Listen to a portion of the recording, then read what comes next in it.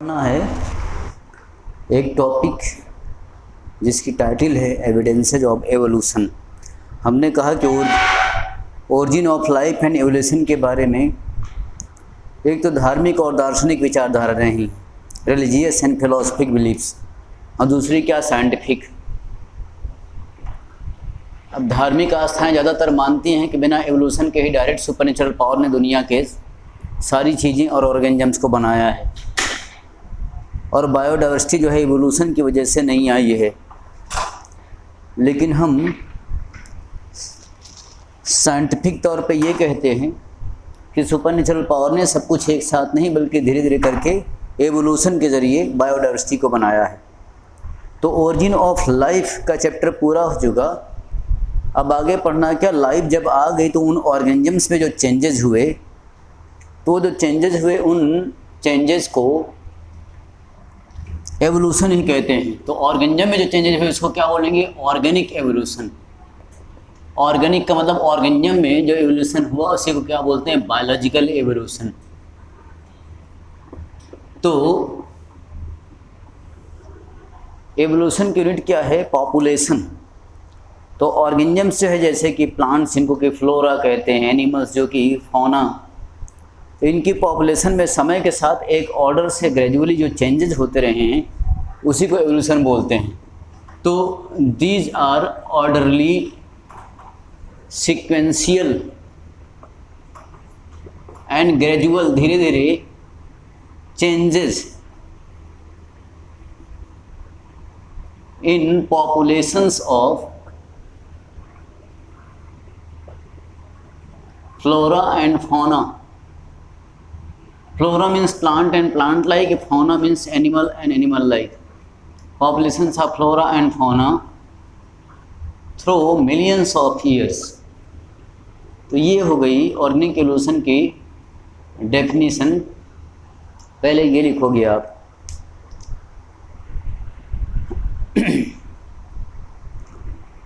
और इससे क्या हुआ, रिजल्टिंग द बायोडाइवर्सिटी, कैसे, बाई इवॉल्विंग न्यू स्पेसीज।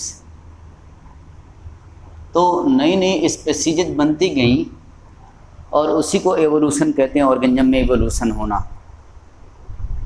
लेकिन एवोल्यूशन के जरिए बायोडाइवर्सिटी आई है, हमें ये प्रूफ करना है,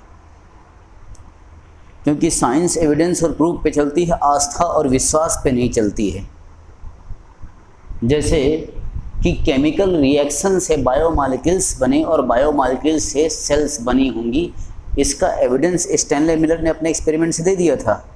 तो ओपेरिन एंड हेल्डन की जो थ्योरी है, chemical evolution theory for the origin of life, वो प्रूफ हो गई कि सही है और उसी को मान्यता है। तो फिर अब पढ़ना है evidences of evolution.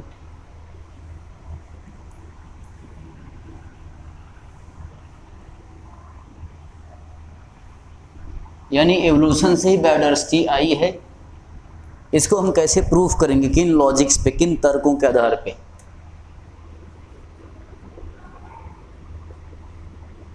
Evidences of evolution ये है चैप्टर 2 एवोल्यूशन के यूनिट में।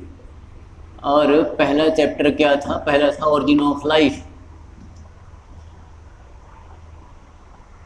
एविडेंस क्या दे सकते हैं, हमारे पास अभी जो चीज़ें मौजूद हैं और जो हाइपोथेसिस है और जो हम एग्जाम्पल्स दे सकते हैं, उन्हीं को एविडेंस बनाना है। सबसे पहले एविडेंसेज लें टैक्सोनॉमिक एविडेंसेज।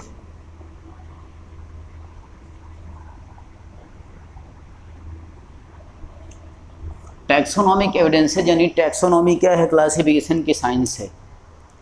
और हम पूरी दुनिया के बायोलॉजिकल वर्ल्ड को डिफरेंट टैक्सा में क्लासीफाई कर पाते हैं। स्पेसीज, जीनस, फैमिली, जो टैक्सोनॉमिक हायरार्ची है उसमें सबसे स्मॉलेस्ट टैक्सॉन क्या है, species, genus, family, order, class, फिर फाइलम या डिवीज़न, और सबसे बड़ा टैक्सॉन क्या बन जाता है, किंगडम। अब देखो ये टैक्सोनॉमिक हायरार्ची क्यों बनती है, सबसे छोटे टैक्सॉन सबसे बड़े टैक्सॉन। स्पीशीज के अंदर जो भी ऑर्गेनिज्म होंगे वो सिमिलर होंगे, जीनस में और कई स्पीशीज मिल गई, फिर फैमिली में कई सारे जीनस जेनरा मिल गए, कई सारे फैमिलीज मिल के ऑर्डर बन गए, इस तरह से करके। तो अब हम क्या करते हैं कि एक सीक्वेंस देखो जनरेट हो गया। ये जो सीक्वेंस बना हुआ है ये किस हिसाब से बना हुआ है कि हम ऑर्गेनिज्म को स्टडी करते हैं, उनकी मॉर्फोलॉजी, उनकी एनाटॉमी, उनकी बायोकेमिस्ट्री, तो हर तरह से ऑल एस्पेक्ट्स ऑफ स्टडीज़ करके बहुत सारे कैरेक्टर से बेस्ड हम इस कंक्लूजन में पहुंचते हैं। तो नज़र आता है कि ऑर्गेनिजम्स में एक रिलेशनशिप मिलता है कि सबसे पहले ये बने रहे होंगे, उसके बाद ये बने रहेंगे, उसके बाद ये बने रहे होंगे। जैसे एक बिल्डिंग बनती है तो सबसे पहले क्या करते हैं, बेस बनाते हैं ना, कि हाँ ये एक फाउंडेशन बन गया, उसके बाद फिर दीवारें बनी, फिर उसके बाद छत बनी, फिर उसके बाद उसके ऊपर प्लास्टर होता है। तो ऐसे ही अचानक से सबसे एडवांस एनिमल ह्यूमन कैसे बन सकता है, शुरुआत होती किसी चीज़ की। तो जो टैक्सोनॉमी हम कर पाते हैं इसलिए कर पाते हैं क्योंकि हमको दुनिया में मौजूद सारे ऑर्गेनिजम्स में भी एक एवोल्यूशनरी रिलेशनशिप मिलती है। तो एवोल्यूशन के जरिए रिलेशनशिप प्रूफ होती है, इसका मतलब दुनिया में एवोल्यूशन हुआ रहा होगा, इससे एविडेंस मिल जाता है। तो इट इंडिकेट्स, क्या इंडिकेट करता है, एन एवोल्यूशनरी रिलेशनशिप। और ये एवोल्यूशनरी रिलेशनशिप के आधार पे जब हम टैक्सोनॉमी करते हैं तो उसी टैक्सोनॉमी को क्या बोलते हैं, फॉर द फाइलोटैक्सोनॉमी या फाइलोजेनेटिक क्लासिफिकेशन, या जिसको क्या बोलते हैं, क्लैडिस्टिक्स बोलते हैं। तो एवोल्यूशनरी सीक्वेंस और रिलेशनशिप के आधार पर टैक्सोनॉमी हो पाती है, और वो टैक्सोनॉमी बन पाना ही एक एविडेंस है कि एवोल्यूशन हुआ रहा होगा। तभी तो हम डायरेक्ट फाइलम कॉर्डेटा तो नहीं पढ़ते हैं ना, फाइलम पोरीफेरा पढ़ते हैं। फिर उसमें जो चीज़ नहीं वो आगे निडेरिया में आ गया, निडेरिया से आगे फिर बढ़ गया क्या, प्लेटिलमिन्थीज में। जैसे जैसे आगे बढ़ते हैं तो वैसे वैसे उनकी बॉडी में कॉम्प्लेक्सिटी बढ़ती जाती है। इसका मतलब कि एवोल्यूशन में पहले ये रहेंगे, उसके बाद ये आए होंगे, फिर अगले आए होंगे, ये एविडेंस मिल जाता है। अब लेमार्क एक ग्रेट एवोल्यूशनिस्ट थे और डार्विन उनसे बहुत जूनियर थे, लेकिन डार्विन का नाम बहुत हो गया क्योंकि वो पढ़ने में बहुत इंटरेस्ट रखते थे, बहुत सारी किताबें पढ़ते थे, और लास्ट में एवोल्यूशन की थ्योरी उन्हीं की मानी हुई, डार्विन की। लेकिन लेमार्क जो है एक बात कहते थे कि ये जैसे एक पेड़ है तो पेड़ का ट्रंक है और इससे शाखाएं निकलती, ब्रांचेज निकलती हैं।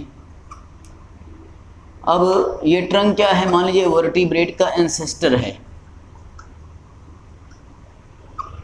अब इससे जो ब्रांचेज निकली इनसे बाकी वर्टिब्रेट्स बनने लगते हैं, कि साइक्लोस्टोम्स बन गई, फिशेस बन गई। वर्टिब्रेट से कैसे ब्रांचेज होती हैं, ये साइक्लोस्टोम्स हो गए। फिर ये क्या हो गए, फिशेज यानी मछलियाँ, ये एक ब्रांच हो गई। फिर इनमें आगे एम्फीबिया, फिर रेप्टिलिया, रेप्टाइल्स के बाद फिर बर्ड्स जिनको की क्लास एविस, और फिर मैमल्स। तो इस तरह से ये जो पेड़ की शाखाएं जैसे निकलती जाती हैं, तो वैसे ही कॉमन वर्टिब्रेट एंसेस्टर से ऐसे ब्रांचेड हो करके बाकी सारे वर्टिब्रेट्स बने होंगे। तो ये भी एक एवोल्यूशनरी रिलेशनशिप को प्रूव करता है, कोई पूर्वज था और उसी पूर्वज से ये सारे वर्टिब्रेट्स के बच्चे बने होंगे। तो ये एक पेड़ जैसा होता है, ये लेमार्क ने बताया। और इसको बोलते हैं क्या, Lamarck's genealogical tree of life. Genealogical tree of life है, ये जीवन का पेड़ है। और इससे कंक्लूजन ये निकलता है कि all vertebrates are monophyletic in origin. Monophyletic, mono का मतलब सिंगल, फाइलेटिक का मतलब फाइलोजेनिक का मतलब क्या होता है, एवोल्यूशनरी एंसेस्टर। इन ओरिजिन यानी हर वर्टिब्रेट्स किसी एक कॉमन एवोल्यूशनरी एंसेस्टर से ओरिजिनेट किए हैं। Monophyletic means common evolutionary ancestry. तो इस तरह से एवोल्यूशनरी टैक्सोनॉमी ही एवोल्यूशन का एक प्रूफ या एविडेंस देता है।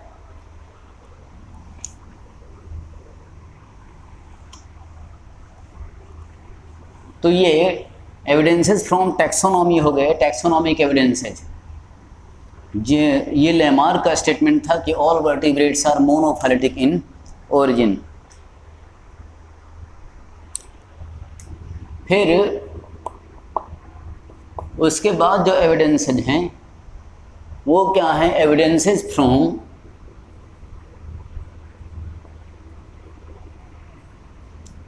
Comparative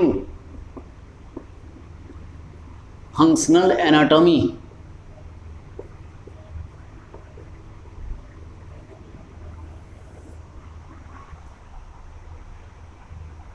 evidences from comparative functional anatomy यानी अलग अलग ऑर्गेनिज्म के ग्रुप की एनाटॉमिकल स्ट्रक्चर और उनके ऑर्गन्स का फंक्शन करने का जो तरीका है उनको कंपेयर करें, तो कंपेरिजन से हमें एक प्रमाण एविडेंस मिल जाता है, इवोल्यूशनरी रिलेशनशिप एस्टेब्लिश हो जाती है। और ये कंपैरेटिव फंक्शनल एनाटॉमी की स्टडी को बोलते हैं टेक्टोलॉजी।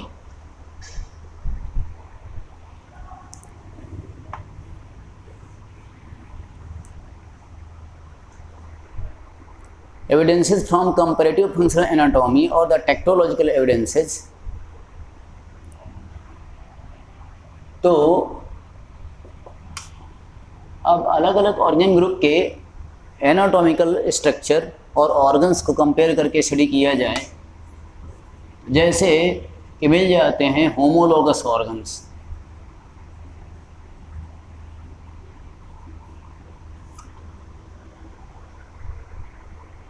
अब होमोलोगस ऑर्गन्स क्या हो गए? अलग अलग एनिमल या प्लांट ग्रुप के ऑर्गेनिजम्स में देखा जाए तो कुछ ऑर्गन्स ऐसे होते हैं अलग अलग तरह के प्लांट्स में, अलग अलग तरह के एनिमल्स में। उनके कुछ ऑर्गन्स ऐसे होते हैं जो बाहर से देखने में अलग दिखाई पड़ते हैं, बाहर से देखने में अलग दिखाई पड़ते हैं, वो काम करने का तरीका भी अलग होता है उनका। लेकिन अगर सर्जरी करके देखी जाए उन ऑर्गन्स की तो भले सब अलग अलग एनिमल्स के अंग हैं लेकिन उनकी बनावट एनाटॉमी एक जैसी होती है। तो होमोलोगस ऑर्गन्स के डिफिनेशन क्या हो गई? These are similar in basic anatomical structure, origin and development. यानी जब एम्ब्रियोनिक डेवलपमेंट होता रहता है तो इन सब का एम्ब्रियोनिक डेवलपमेंट एक ही तरीके से होता है और बेसिक एनाटॉमिकल स्ट्रक्चर भी इनकी सेम है। तो बेसिकली तो ये सिमिलर हैं बट एपियर डिसिमिलर। बाहर से देखने में एक्सटर्नली डिसिमिलर लगते हैं। क्यों? क्योंकि अलग अलग माहौल में काम करने के लिए अडेप्टेड हो गए। Because adapted to function in different habitats। तो डिफरेंट टाइप्स के हैबिटेट्स में ये काम करने के लिए अडेप्ट हो गए, इसलिए वो बाहर से देखने में अलग अलग लगते हैं। तो डिफिनीशन हो गई कि homologous organs are those organ which are similar in basic anatomical structure, origin and development but appear dissimilar externally because adapted to function in different habitats। जैसे किसी एक ही माँ बाप एंसेस्टर के कई बच्चे अगर अलग अलग माहौल में रहने चले जाएं तो अलग अलग माहौल में चले गए तो कोई एक हवा में रहता है, कोई एक ज़मीन पे लैंड पे दौड़ता है, कोई एक एयर में उड़ता है। तो अलग अलग हैबिटेट हो गए तो उनका काम करने का तरीका अंगों का अलग अलग हो जाएगा, इसलिए अंगों की बनावट बाहर से अलग दिखाई पड़ेगी। लेकिन बेसिकली सिर्फ ये सिमिलर होते हैं। तो अंदर सिमिलर होते भी बाहर से अलग क्यों दिखाई पड़ते? क्योंकि अलग अलग तरह की लाइफ स्टाइल और हैबिटेट में काम करने के लिए वो एडेप्ट हो गए। तो ऐसे ऑर्गन्स को होमोलोगस ऑर्गन्स कहते हैं। होमोलोगस ऑर्गन्स क्यों बने होंगे? क्योंकि जब एनिमल्स कॉमन एंसेस्टर से कई बच्चे रेडिएट करे अलग अलग क्षेत्रों में, तो रेडिएट होकर के वो एडाप्ट कर गए अलग अलग हैबिटेट के लिए, तो इसको क्या बोलते हैं? Adaptive radiation.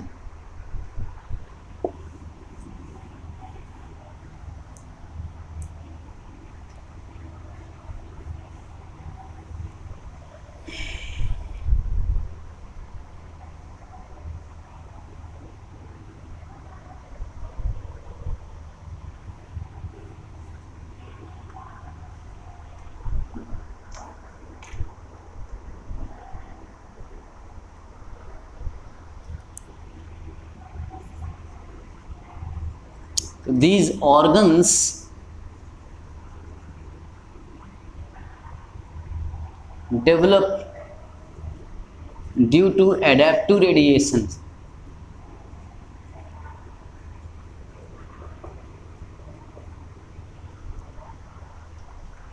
Due to adaptive radiations of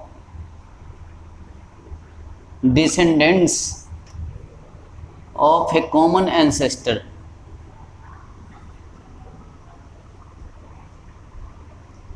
descendants का मतलब जो वंशज होते हैं, जो बच्चे बने, वो अडाप्ट करके रेडिएट करके अडाप्ट हुए अलग अलग फील्ड में, कॉमन एंसेस्टर के बच्चे थे, एंड रिजल्टिंग इनटू, इस तरह के एवोल्यूशन क्या बोले, डाइवर्जेंट एवोल्यूशन।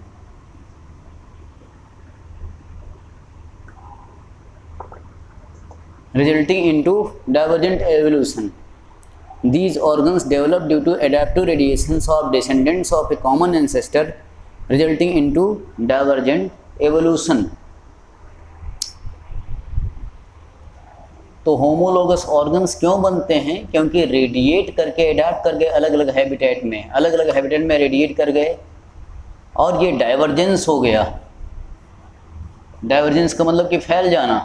इस तरह से क्या हुआ, ए बी सी डी ये अलग अलग जो है ना स्पेसीज जैसे जो है ना वो लगते हैं कि देखने में अलग अलग हो गए, और जब अलग अलग तरह के एनिमल्स बन जाएं, प्लांट्स बन जाएं, तो यही तो एवोल्यूशन है, ही बायोडाइवर्सिटी है।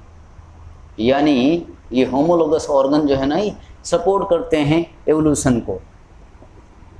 This is supporting phenomena of evolution, और इससे एवोल्यूशन को एविडेंस मिलता है। एविडेंस ऑफ एवोल्यूशन है कि अलग अलग तरह के ऑर्गेनिजम्स में भी कुछ न कुछ सिमिलरिटी है, उनमें एवोल्यूशनरी रिलेशनशिप मिलता है, तो ये प्रमाणित करता है कि एवोल्यूशन हुआ होगा। इसीलिए अलग अलग दिखने के बावजूद भी इनके अंदर सिमिलरिटी नज़र आ रही, कहीं न कहीं ये किसी कॉमन एंसेस्टर से इवॉल्व हुए होंगे। एग्जाम्पल क्या है? एग्जाम्पल है adaptive radiations of Australian marsupials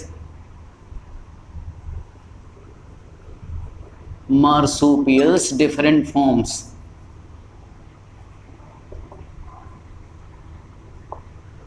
Australia में मार्सूपियल क्या है, एक कॉमन एंसेस्टर रहा और इसके बहुत सारे बच्चे हुए, और वो देखने में सब अलग अलग लगते हैं, जब किसी एक ही मार्सूपियल पूर्वज के माँ बाप के बच्चे हैं ये। तो अब ऑस्ट्रेलियन मार्सूपियल से रेडिएट करके उसके कितने तरह के बच्चे बने, ये तुम्हारे लिए होमवर्क है, वर्क फ्रॉम होम बहुत लोग कर रहे हैं। अब ये तुम एनसीईआरटी में देख करके खुद से लिखोगे यहाँ पर, और मैं तुम्हें बताता हूँ किस तरह से बना हुआ है। बीच में एक ऑस्ट्रेलियन मार्सूपियल है और इससे कौन कौन से बच्चे बने, चारों तरफ उनके पिक्चर बने हुए हैं और उनके नाम लिखे हुए हैं। ये यहाँ पे सब लोग लिखना एनसीईआरटी देख करके।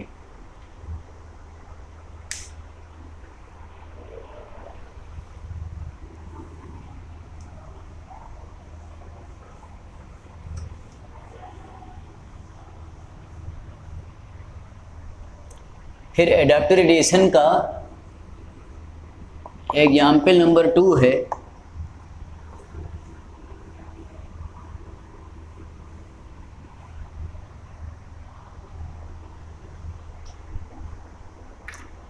adaptive radiations of Darwin finches।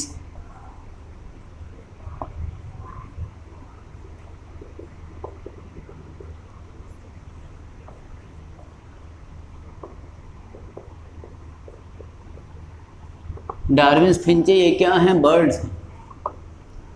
अब इसमें क्या है, किसी एक कॉमन एंसेस्टर डार्विन फिंचे से उसके जो डिसेंडेंट्स बच्चे बने वो अलग तरीके के बन गए। कई तरह के डार्विन फिंचे बर्ड पाई जाने लगी।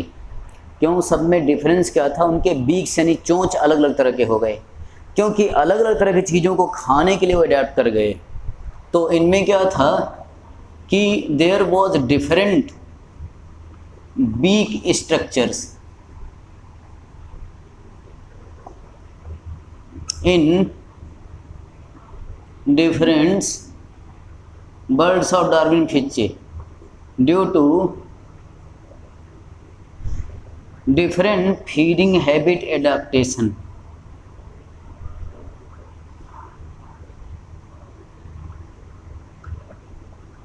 अलग अलग तरह की चीज़ों को खाने के लिए खाने का तरीका उनमें अलग अलग होता गया, तो अलग अलग तरह से फीडिंग एडाप्टेशन की वजह से उनके बीक्स यानी चोंच जो है वो बदलते गए। तो अलग अलग फिंचे नज़र आ रही कि भाई इसकी बीक कुछ अलग है, इसकी अलग है, इसकी अलग है। इससे एविडेंस क्या मिला? एविडेंस ये मिला कि अलग अलग बीक वाले क्या हुए, डाइवर्सिटी हो गई, कि डिफरेंट टाइप के बर्ड्स मिल रहे हैं, जबकि उनका एंसेस्टर कोई कॉमन रहा होगा। तो इसका मतलब एवोल्यूशन के ज़रिए अलग अलग तरह की वेराइटी ऑफ एनिमल्स या प्लांट बन सकती है, बायोडाइवर्सिटी आती, यही एविडेंस है। ये तो एडाप्टिव रेडिएशंस के 2 केसेस बताए, लेकिन होमोलोगस ऑर्गन्स के एग्जाम्पल्स क्या हैं? कुछ अलग अलग एनिमल्स और प्लांट्स में होमोलोगस ऑर्गन्स के एग्जाम्पल्स ये पढ़ते हैं। जितने भी वर्टिब्रेट्स हैं, हर तरह के vertebrate, fish, amphibia, birds, reptiles, mammals, इन सब के हार्ट आपस में होमोलोगस ही हैं। बेसिक पैटर्न सबका सेम है कि एम्ब्रियोनिक ओरिजिन सबकी मेजोडर्मल ही होगी। तो जो डीऑक्सीजन ब्लड का लेना और फिर ऑक्सीजनेटर का डिस्ट्रीब्यूट करना, तो कहीं ना कहीं इनमें जो है ना सिमिलरिटी मिलती है। वर्टिब्रेट का ब्रेन, ये सब आपस में होमोलोगस हैं।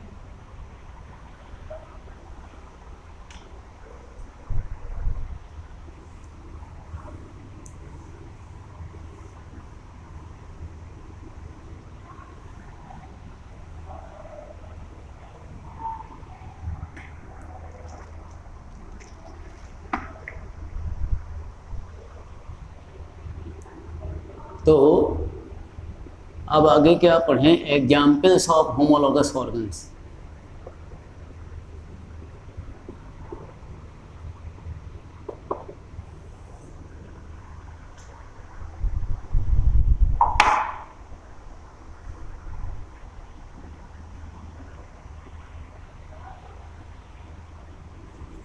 एग्जाम्पल हो गए जैसे वर्टिब्रेट्स, हार्ट एंड ब्रेन, ये सब होमोलोगस हैं। अब इनमें अकेले हार्ट का एवोल्यूशन देखें तो देखेंगे कि 2 चैम्बर्ड हार्ट होते हैं। कहाँ? In cyclostomes and fishes.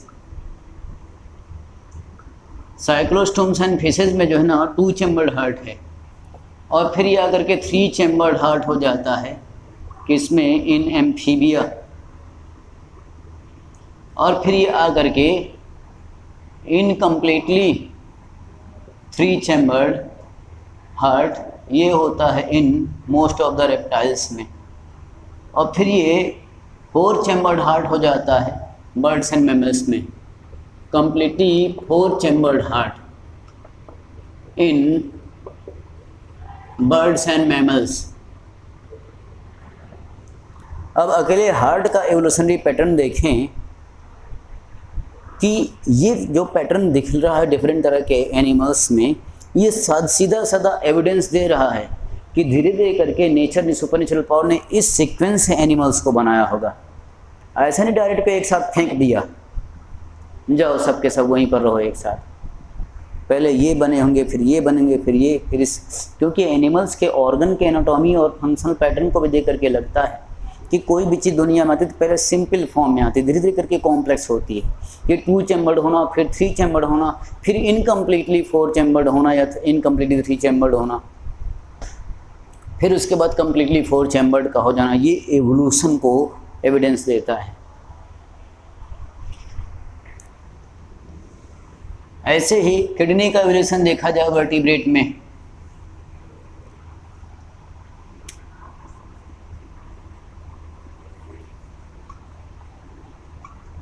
Kidney का एवोल्यूशन वर्टिब्रेट में देखें तो ये पहले होते हैं प्रोनेफ्रस टाइप की किडनी, कहाँ, इन साइक्लोस्टोम। सबसे पहले जो है ना वर्टिब्रेट्स होते हैं साइक्लोस्टोम्स। इसके बाद ये मेजोनेफ्रस किडनी हो जाती है इन फिश एंड एम्फीबिया, और फिर most advance form of kidney होती क्या, मेटानेफ्रस किडनी। अब जो मेटानेफ्रस किडनी बनी ये मोस्ट एडवांस है number and structure of glomerulus के आधार पे। मेटानेफ्रस किडनी किस में हो गई, in reptiles, birds and mammals. तो देख रहे हो कि किडनी की स्ट्रक्चर, उनका फंक्शन, उनकी कॉम्प्लेक्सिटी, ये भी एवोल्यूशन के एक रिलेशनशिप को प्रूव कर रही है अलग अलग एनिमल में। कोई एक बहुत ही छोटी, कोई एक बहुत एडवांस चीज़, ये एक साथ नेचर में नहीं आ सकती, धीरे धीरे करके आ सकती है। ये धीरे धीरे करके आना यही एवोल्यूशन है, और यही प्रमाण दे रहा है एवोल्यूशन को, ये जो पैटर्न है।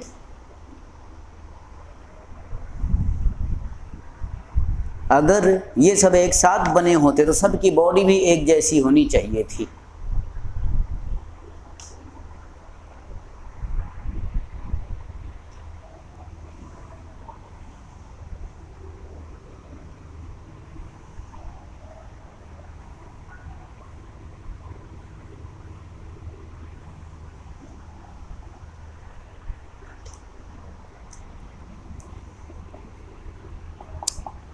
अदर होमोलोगस ऑर्गन्स के एग्जाम्पल्स और भी बताएंगे अभी।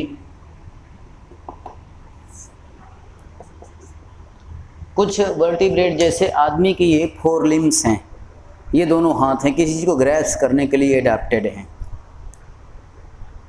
चीता है, घोड़ा है, वो तेज दौड़ने के लिए उसके 4 लिम्स अडेप्टेड हैं।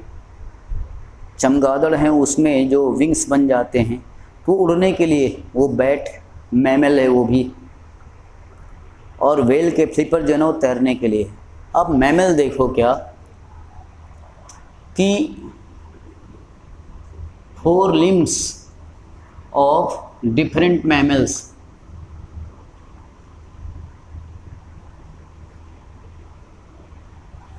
क्या हो गया, ह्यूमन के 4 लिम्स हो गए,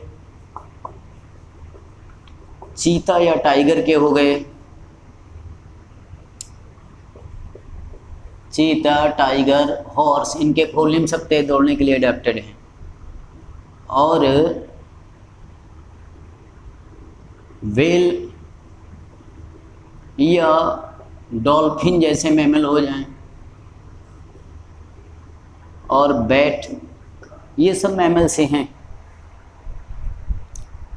लेकिन देखो कि सब के सब सेम क्लास मैमल्स हैं, लेकिन सब के 4 लिम्स जो है वो देखने में और काम करने के तरीके में बिल्कुल अलग अलग लगते हैं, लेकिन बेसिकली उन सब की स्ट्रक्चर एक जैसी है। तो ये क्या हो गए, होमोलोगस ऑर्गन्स हो गए। ये ह्यूमन के 4 लिम्स ग्रेस्पिंग के लिए अडेप्ट हो गए, ये भागने दौड़ने वालों के लिए, रनिंग के लिए। वेल या डॉल्फिन में 4 लिम्स क्या बन गए कि ये जो है ना स्विमिंग के लिए अडेप्टेड हो गए, और बैट में ये फ्लाइट के लिए, उड़ने के लिए अडेप्टेड हो गए। ये सब होमोलोगस ऑर्गन्स हैं।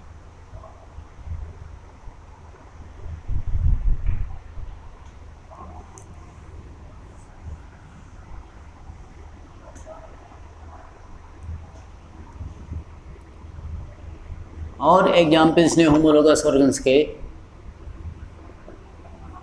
Wings of flying vertebrates. उड़ने वाले वर्टिब्रेट्स कौन हो गए, कुछ रेप्टाइल्स थे जो पहले उड़ते थे, अब वो एक्सटिंक्टेड हैं। तो कुछ एक्सटिंक्टेड लेजर्ड थे, उनके जो फॉसिल्स मिले तो उनके विंग्स को देख करके लगता है कि उनकी स्ट्रक्चर ऐसी ही थी जैसे कि बर्ड्स में होती है या बैट में होती है। तो बैट मैमल है, बर्ड्स क्लास एविज में है, लेजर्ड्स के यहाँ रेप्टाइल्स, लेकिन हैं तो वर्टिब्रेट्स ही। और अगर ये 3 तरह के वर्टिब्रेट्स उड़ रहे हैं तो उड़ने के जो अंग हैं, इनके विंग्स, उनकी बनावट जो है ना बेसिकली सेम पैटर्न के लिए, ये भी आपस में होमोलोगस हैं।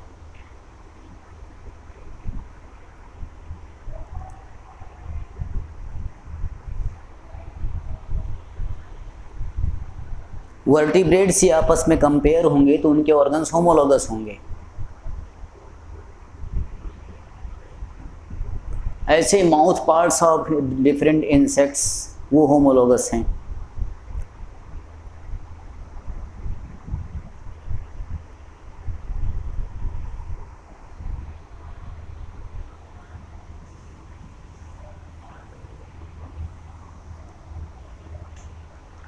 होमोलोगस ऑर्गन्स के एग्जाम्पल्स अगर प्लांट्स में देखे जाएं,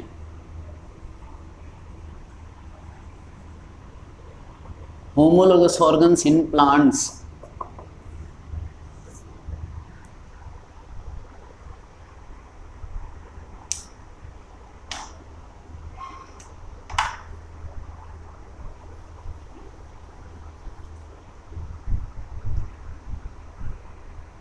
होमोलोगस ऑर्गन्स इन प्लांट्स के एग्जाम्पल हैं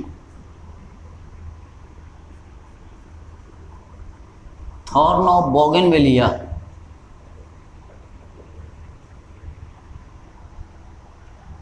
एंड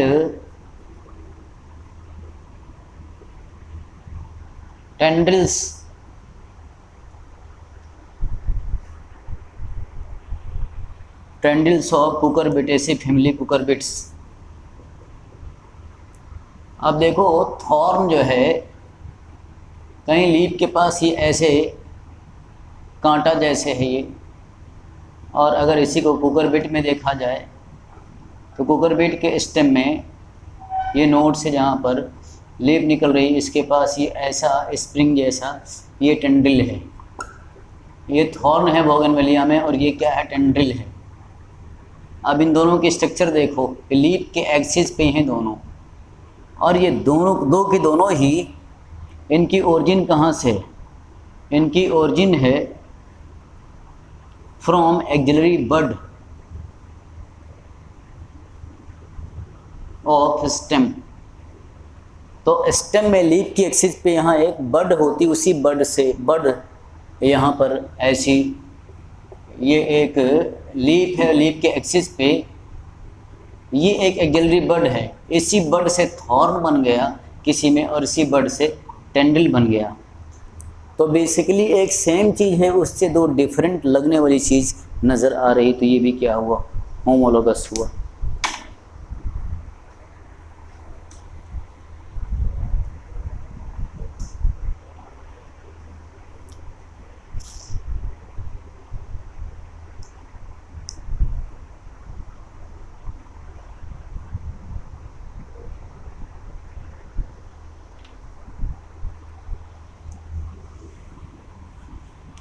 तो ये तो स्टेम की एक्सिलरी बड्स के ये डिफरेंट फॉर्म्स आ गए होमोलॉगी में।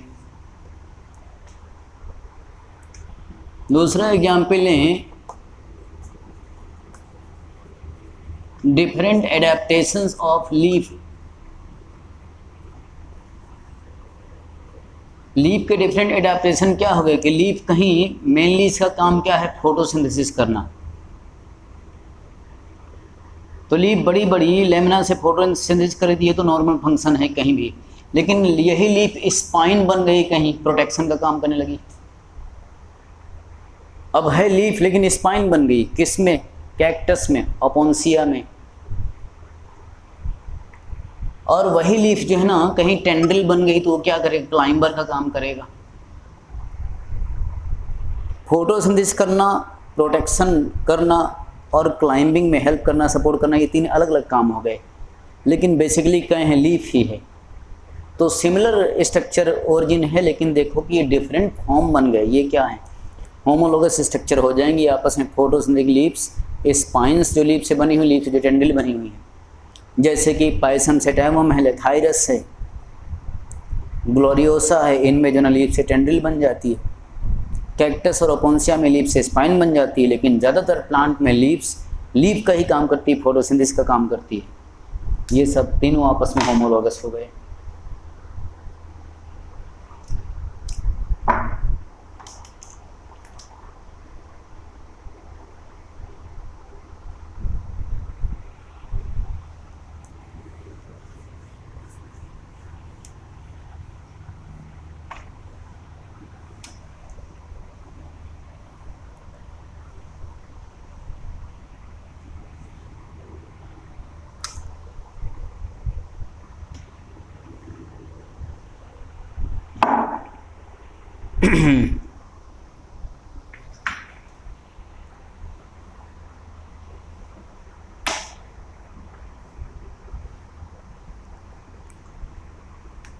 आगे पढ़ना है एनालॉगस ऑर्गन्स।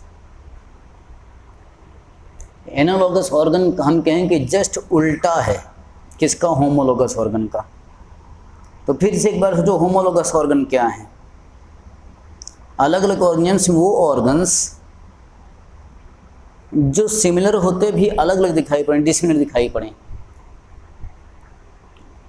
यानी अंदर से सिमिलर हैं फिर भी बाहर से वो डिसिमिलर लग रहे हैं, वो होमोलोगस ऑर्गन्स हैं। लेकिन इसका उल्टा सोचो कि अलग अलग यानी डिफरेंट होते हुए भी जो सिमिलर दिखाई पड़े, वो क्या हो जाएंगे? वो होमोलोगस एनालॉगस ऑर्गन्स हो जाएंगे।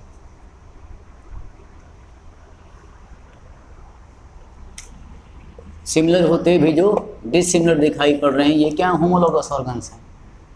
और जो डिसिमिलर होते भी सेम दिखाई पड़े, ये देखो जस्ट उल्टा हो गया सिंबल, ये क्या एनालॉगस ऑर्गन है। होमोलॉगी क्यों आई थी? क्योंकि किसी एक ही माँ बाप के बच्चे बिछड़ करके अलग अलग हैबिटेट में अडेप्ट कर गए थे, रेडिएट कर गए, तो होमोलॉगी आई। इसमें क्या है कि हैं तो अलग अलग तरह के एनिमल्स, ये एक्स वाई जेड, ये अलग अलग तरह के ऑर्गेनिजम्स हैं, लेकिन तीनों एक साथ रहने लगे तो ये एक ही जैसे सब नज़र आने लगे, कोई डिफरेंस नहीं। यानी एवोल्यूशन में जो चेंजेस होते हैं, उन चेंजेस पे असर पड़ता है कि किस हैबिटेट में ऑर्गेनिजम्स रहते हैं और कैसे उनकी लाइफ स्टाइल है। सगे भाई होने के बावजूद भी अलग अलग रह रहे हैं, तो ये अलग अलग बन गए।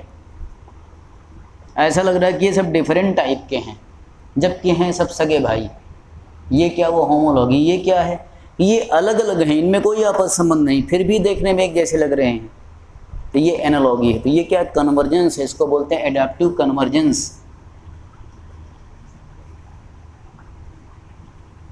होमोलॉगी को क्या बोलते हैं? होमोलॉगी को बोलते हैं एडेप्टिव रेडिएशन, और एनालॉगी को क्या बोलते हैं? एडेप्टिव कन्वर्जेंस बोलते हैं।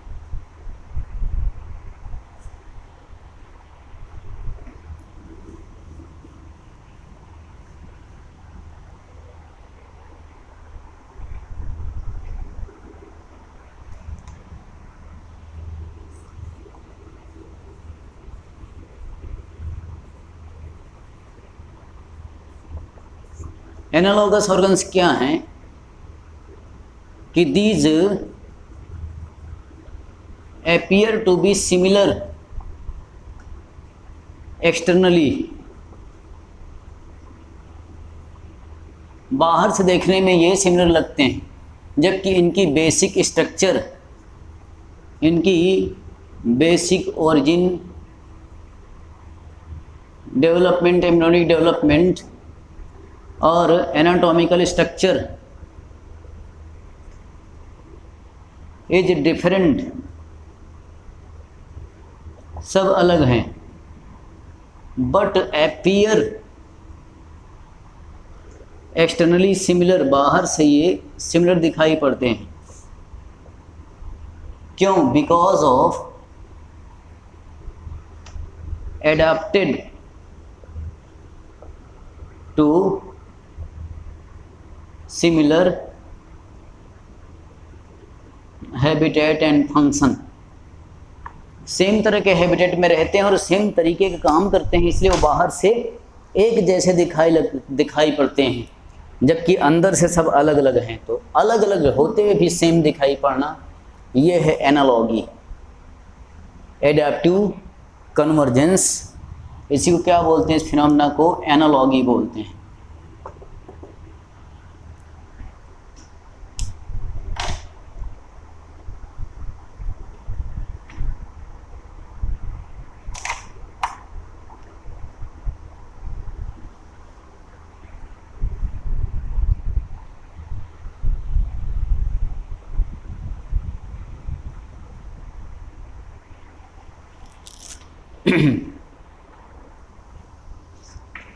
अब देखो एनालॉजी के एग्जाम्पल्स क्या हैं। अगर प्लांट्स में तुम देखो तो एक आलू रख लो, एक शकरकंद। अब आलू और शकरकंद दोनों ही अंडरग्राउंड हैं। पोटैटो क्या हुआ, ये ट्यूबरस स्टेम है और स्टेम के अंदर फूड स्टोरेज है। और स्वीट पोटैटो क्या है, वो एक एडवेंटिशियस रूट है, उसके अंदर फूड स्टोरेज। तो सेम फंक्शन हो गया ना, क्या, फूड स्टोरेज। और दोनों अंडरग्राउंड हैबिटेट में है तो दोनों एक जैसे लगते हैं देखने में, जबकि हैं अलग अलग। एक तो स्टेम है और एक रूट है, फिर भी एक जैसा लग रहा है। ऐसे ही प्लांट के अलग अलग पार्ट्स जो फोटोसिंथेसिस वाला काम करें, तो फोटोसिंथेसिस वाला काम करें तो लीफ जैसे लगेंगे। अब वो देखने में लीफ जैसा लग रहा है, फोटोसिंथेसिस सेम काम कर रहा है, जबकि है अलग अलग। जैसे किसी प्लांट में पेटियोल ही लीफ का काम कर जाए, फिलोड कहते हैं, किसमें होता है, ऑस्ट्रेलियन अकेसिया में।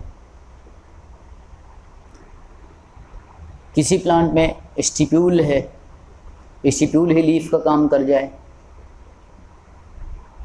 और किसी प्लांट में लीफ ही लीफ का काम करे।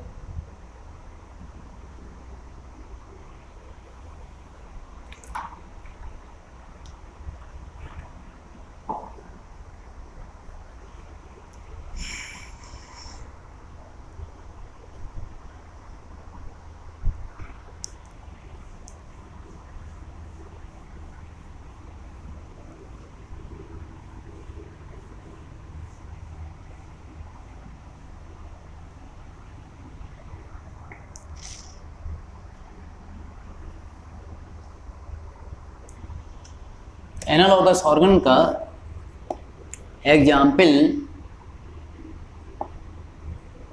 इन प्लांट्स में एग्जाम्पल देखें तो photosynthetic leaf like function by different parts. अब डिफरेंट पार्ट्स क्या हो गए, खुद लीफ ही हो गई। यह स्टिप्यूल है जो लीफ जैसी बन करके वो फोटोसिंथेसिस का फंक्शन कर रहा है। यह पेटियोल है, ये लीफ जैसी अपीयर हो रही है। तो असली लीफ और वो जो स्टिप्यूल होकर लीफ जैसा काम कर रही है, पेटियोल होकर लीफ जैसा काम कर रही है, ये आपस में कैसे हो गई, एनालॉगस हो गई, क्योंकि डिफरेंट होते हुए सेम लुक है और सेम फंक्शन कर रही है।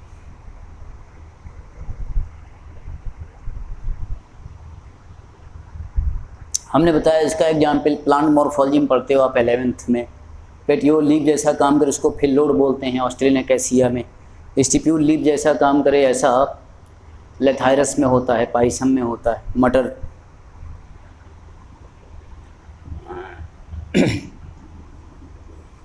दूसरा एग्जाम्पल है प्लांट्स में, तो पोटैटो क्या है, अंडरग्राउंड स्टेम है, अंडरग्राउंड स्टेम ट्यूबर। और स्वीट पोटैटो ये क्या है, अंडरग्राउंड रूट ट्यूबर है। अब देखो एक क्या है, स्टेम है, दूसरा रूट है, लेकिन दो के दोनों सेम अपीयरेंस देते हैं क्योंकि सेम फंक्शन है दोनों का। दोनों का सेम फंक्शन क्या है, फूड स्टोरेज। ये प्लांट्स में हो गए एनालॉगस ऑर्गन्स। अगर एग्जाम्पल इन एनिमल्स देखें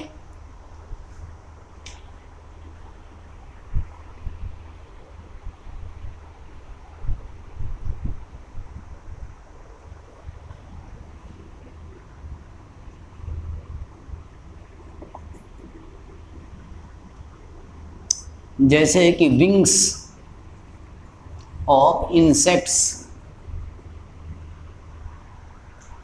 इंसेक्ट्स के विंग्स क्या हैं? स्किन के इंटेगमेंट हैं, स्किन के एक्सटेंशन है। और इनको कंपेयर करें with wings of vertebrate, birds के साथ कंपेयर करो, बैट के साथ कंपेयर करो। अगर इंसेक्ट के, तो इंसेक्ट के विंग्स और ये वर्टिब्रेट के विंग्स ये आपस में कैसे हो जाएंगे? एनालॉगस हैं। उड़ने में ऐसा लग रहा है कि एक छोटी चिड़िया उड़ रही है और एक कीड़ा मकोड़ा उड़ रहा है, तो ऐसा लगे दोनों जो है ना एक जैसे हैं क्योंकि उड़ रहे हैं, लेकिन सिर्फ देखने में एक जैसे हैं। बहुत बड़ा डिफरेंस है।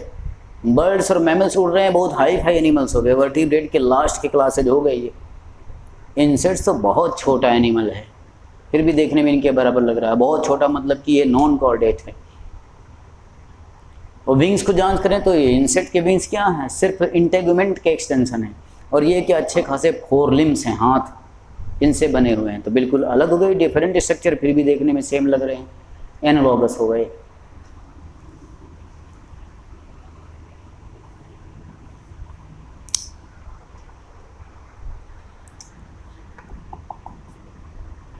फिन्स ऑफ फिशेस, मछलियों के फिन्स जो हैं ये भी स्किन से बनते हैं, स्किन के डर्मिस के एक जो स्केलेटन है। इनको कंपेयर करें विद फ्लिपर ऑफ व्हेल या डॉल्फिन, तो देखोगे बहुत बड़ा डिफरेंस हो गया। क्योंकि फिश के जो फिन्स हैं तैरने में हेल्प कर रहे हैं, तो वो क्या है? वो तो स्किन के एक्सटेंशन हैं, उनके अंदर कोई हड्डियां नहीं। लेकिन फ्लिपर ऑफ व्हेल ये क्या है? ये तो सीधे हाथ जैसे हमारे हैं वैसे उससे फ्लिपर बन गए हैं।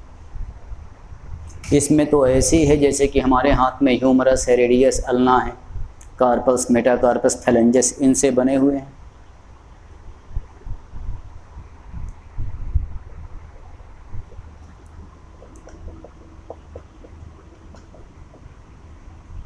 फ्लिपर्स ऑफ पेंगुइन्स जो एक्वेटिक बर्ड हैं, एंड डॉल्फिन या व्हेल जैसे मैमल्स के फ्लिपर से भी आपस में एनालॉगस।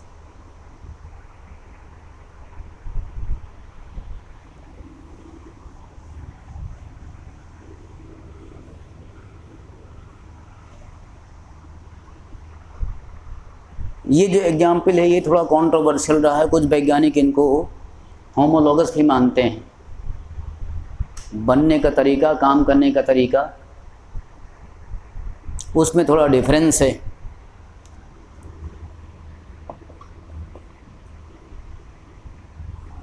आइज ऑफ ऑक्टोपस को अगर हम कंपेयर करें आइज ऑफ ह्यूमन के साथ या किसी मैमल के साथ, देखो बहुत बड़ा डिफरेंस है। अब ऑक्टोपस की आंखें ऐसे थोड़ी हैं कि हमारी जैसे हैं कि उसमें कॉर्निया है, आइरिस है, रेटिना है, एक्वस ह्यूमर है, विट्रस ह्यूमर है, लेंस है। ऐसी कुछ स्पेशल बनावट नहीं होती, लेकिन दोनों का काम तो सेम है ना, देखने में से बड़ी बड़ी आंखें ऑक्टोपस की होती हैं। तो ह्यूमन जैसे मैमल्स और ऑक्टोपस की जो आइज़ हैं ये आपस में क्या हो गई? एनालॉगस ऑर्गन्स हो गई।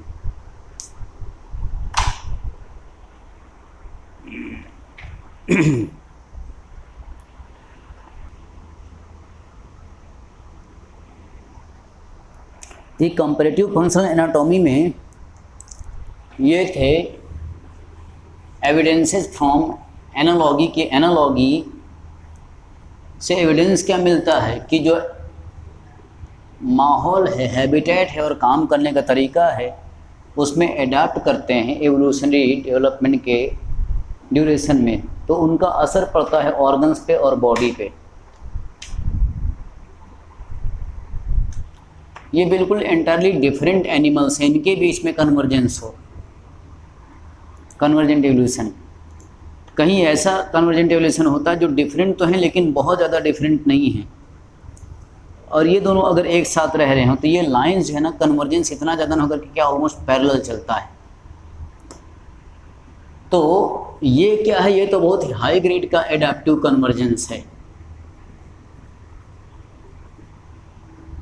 लेकिन ये क्या है? ये ऑलमोस्ट पैरेलल एवोल्यूशन है।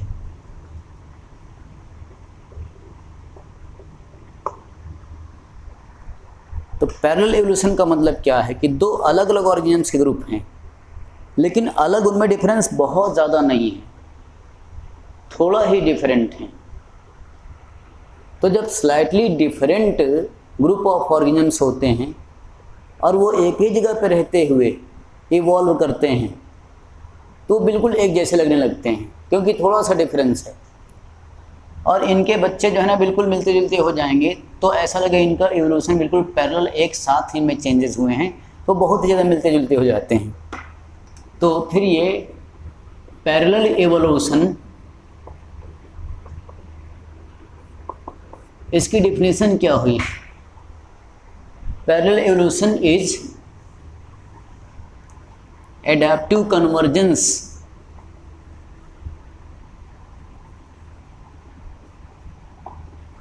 in dissimilar organisms, but their dissimilarity is not very much. उनके बीच में डिफरेंस बहुत ज़्यादा नहीं है, but they are almost alike, आपस में मिलते जुलते हैं। live and adapt parallelly, साथ साथ, in a common habitat,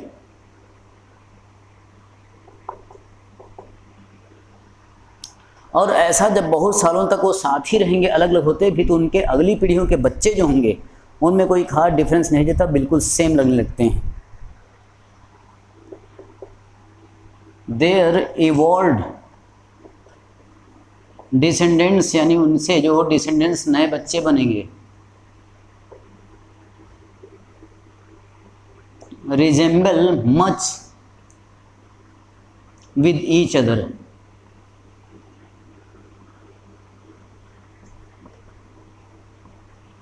हम फिर से एक बार पढ़ देते हैं कि adaptive convergence in dissimilar organisms but their dissimilarity is not very much, they are almost alike which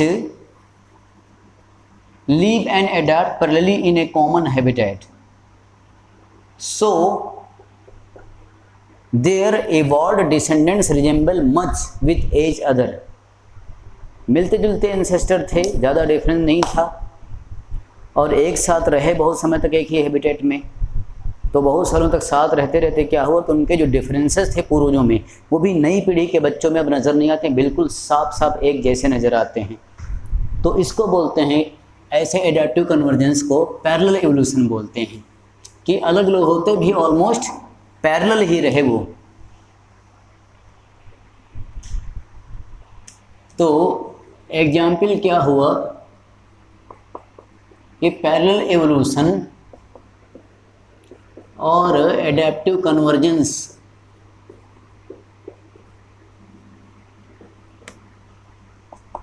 in Australian marsupials and placental mammals. देखो, दो के दोनों ही मैमल्स हैं, ऑस्ट्रेलियन मार्सुपियल्स कंगारू जैसे और प्लेसेंटल मैमल्स ये भी मैमल्स। तो दो के दोनों ही मैमल्स हैं, इसलिए क्या हुआ, बहुत ज़्यादा डिफरेंस नहीं हुआ कि ऑस्ट्रेलियन मार्सुपियल्स जो है इन्हें कहा जाता है मेटाथेरियंस मैमल्स। ये मेटाथेरियन मैमल्स हैं, और प्लेसेंटल मैमल्स क्या हैं, यूथेरियन मैमल्स हैं। तो दोनों मैमल्स में, इसका मतलब डिफरेंस ज़्यादा नहीं है।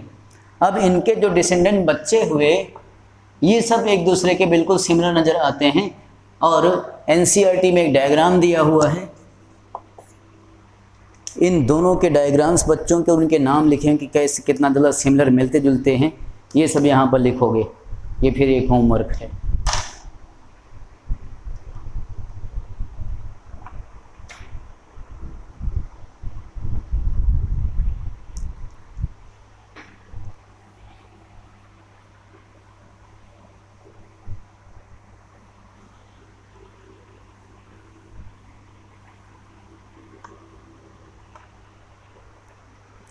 तो ये था evidences from homologous organ, homology and analogy, analogous organs, ये भी कंप्लीट हुआ। होमोलॉगी का एक और आर्टिकल होता है जिसको बोलते हैं क्या, मॉलिक्यूलर एंड बायोकेमिकल होमोलॉगी। जैसे हमने बताया होमोलोगस ऑर्गन्स एनिमल्स में, होमोलोगस ऑर्गन प्लांट्स में, तो डिफरेंट एनिमल्स में एंजाइम्स, जीन्स, प्रोटीन्स, ब्लड, इनका मिलना जुलना, कि जब हम जेनेटिक एंड मॉलिक्यूलर या बायोकेमिकल स्ट्रक्चर करते हैं तो हमको नज़र आता है कि आदमी से नज़दीक होमोलॉगी सिर्फ एप्स में कुछ मिलती है, चिंपैंजी में। इन ह्यूमन एंड एप्स, तो ब्लड के अंदर प्रोटीन्स, जीन्स और कुछ और बायोकेमिकल्स ये आदमी के एप्स के साथ मिलते जुलते होते हैं। इसको क्या बोलते हैं, बायोकेमिकल, मॉलिक्यूलर या जेनेटिक होमोलॉगी। क्योंकि कोई भी प्रोटीन अगर सिमिलर टाइप की है तो इसका मतलब कि प्रोटीन जो बने हुए हैं वो जीन के ट्रांसक्रिप्शन ट्रांसलेशन से ही बनते हैं।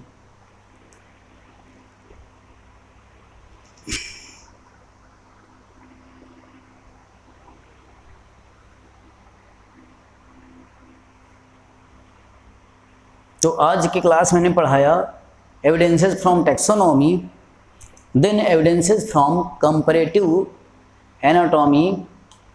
कंपैरेटिव एनाटॉमी की स्टडी को बोलते हैं टेक्टोलॉजी, जिसमें कि हमने बताया कि डिफरेंट वर्टिब्रेट्स के जो ऑर्गन होते हैं, कि हार्ट है, किडनी है, इनको अगर स्टडी करें तो एक इवोल्यूशन का रिलेशनशिप उसमें मिलता है। अलग अलग तरह के एनिमल्स में एक ही जैसे सिमिलर अपीयरेंस होने वाले ऑर्गन देखे जाना, एनालॉगी, और एक ही तरह के एनिमल्स में डिफरेंट तरह के ऑर्गन्स नज़र आना, वो होमोलॉगी है। तो होमोलॉगी क्या है, एडाप्ट करने के लिए रेडिएट कर गए, एडेप्टिव रेडिएशन, या रेडिएट करने के बाद एडाप्ट कर गए। और एनालॉगी का एडेप्टिव कन्वर्जेंस है। इनसे ये कंक्लूजन ऑफ एविडेंस मिलता है कि evolutionary changes are dependent on the type of habitat and lifestyle which perform the different plants and animals। फिर इसके आगे पढ़ाएंगे evidences from vestigial organ connecting links etcetera.